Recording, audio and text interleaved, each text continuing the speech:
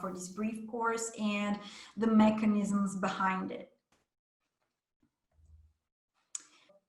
The best way for you to meet your poised self is to go face to face with your poison itself. So it's basically, you need to meet your shadow so you can integrate, right? It's always about integrating and looking at the knowing who you are by understanding who you're not.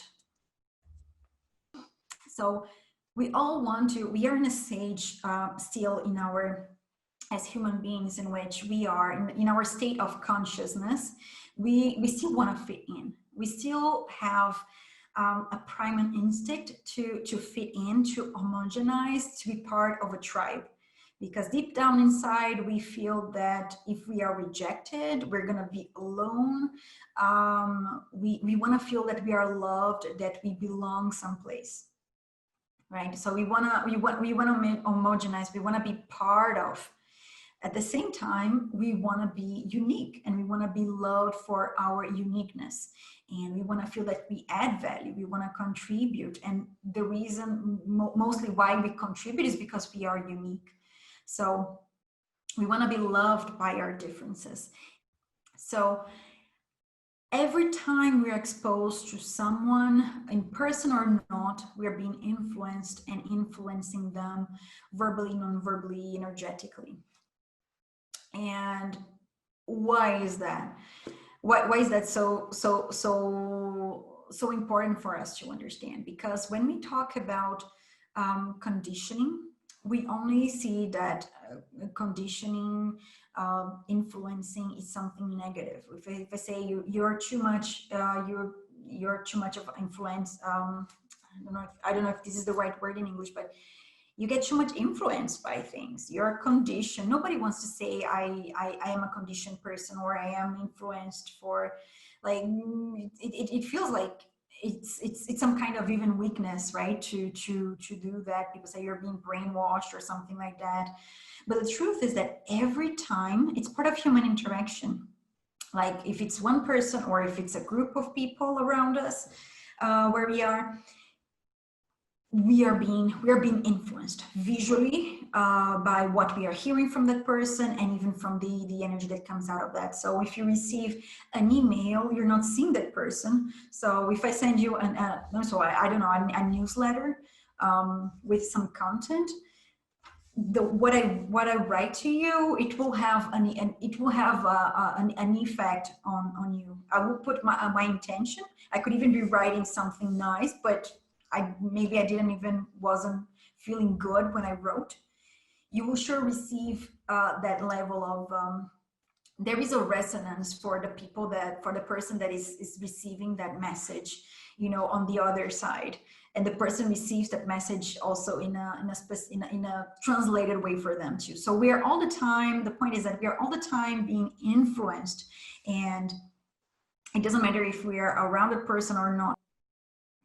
What I want to share with you is, like, I have this puzzle analogy that I bring here, is that there are areas in our personality, themes in our lives that we are not, they are open areas. They are not defined themes. They're not, you know, questions that come to our mind. They're not passions that we have. Sometimes they are even, they're like, we can feel that they are vulnerable areas. You know, we are flexible in those areas. And then over time we feel that we get influenced in those areas. So these are areas that we are open to receive conditioning. Overall, the areas where we ultimately receive influence are areas that we are nurtured. Okay, it's a nurturing opportunity, a learning opportunity. It's a dormant potential that we have. It doesn't mean we suck at that. It means that we are open to learn, open to get influence, open to receive. It's not something that we should be active about. It's just something that we need to have it there, and we can learn. So it's nice to have, you know, it's nice to learn, and that's it.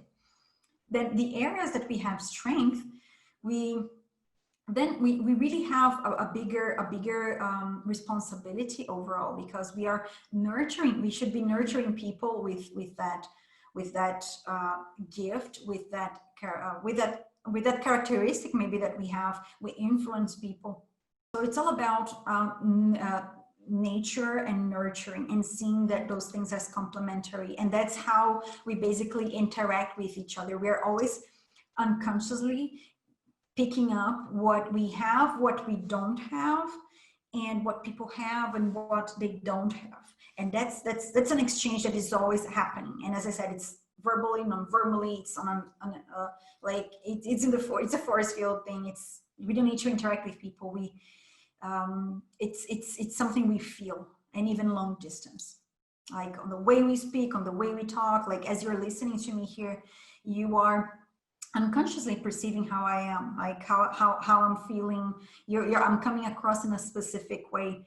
So this is the concept. Okay, everybody is in a different is a different stage of life, and a different level of consciousness. So there is no reason for shooting people or judging people or criticizing people. You can say something that the people only want to hear what they are ready to hear, what they're ready to understand, and that's it, right? So and every time you watch it, you rewatch it and reassess the material, you will pick up something different. Okay, because when we are alert and as much as possible focused, you pick up, you learn, and you pick up, you transform, like you basically understand. It's tough to completely transform, just having this conversation here. Okay, just something more expositive and talking, because I'm laying you foundations. I'm teaching you basically. There's enough superficial material and shallow conversations out there. I'm assuming that if you're here, we are kindred spirits. We are aligned in this transformation journey. We connected because you need this transformation as much as I do, and we are learning and we are transforming with each other. So you're helping me to fulfill my mission, and you're being sensibilized by this information, and you're meant to do something with this information here. Okay, so yeah, so this is it. So over time, in other courses, programs, or if we get together in a private practice, this is these are some of the areas, the key ways that I help you to learn to have this conversation between your bus driver, your unconscious mind, and your conscious mind.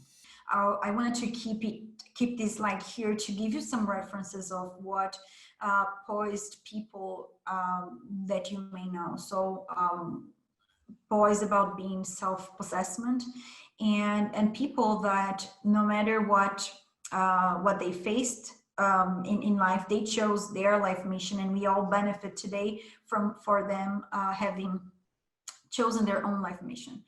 But ultimately, to feel poised is to have self-actualization, and as I said, choose your own life path.